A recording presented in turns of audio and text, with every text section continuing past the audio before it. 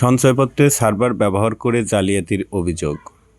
সমকালে প্রধান শিরোনাম, সঞ্চয়পত্রের সার্ভার ব্যবহার করে জালিয়াতি।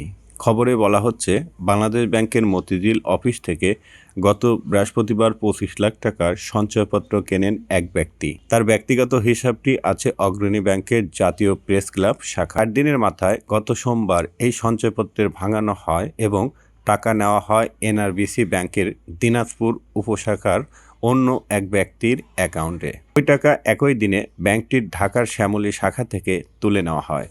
একই প্রক্রিয়ায় এই দিনে ডাচ বাংলা ব্যাংকের মাধ্যমে 30 লাখ টাকা ও এনআরবি ব্যাংকের মাধ্যমে 20 লাখ টাকার সঞ্চয়পত্র ভাঙিয়ে টাকা তুলে নেওয়ার চেষ্টা হয়। তো দর্শক, অন্যান্য ব্রাঞ্চ থেকে বা যে সমস্ত গ্রাহক এই সঞ্চয়পত্র কিনেছেন তাদের এই খবর পেয়ে আতঙ্কিত হওয়ার কোনো কিছুই নেই।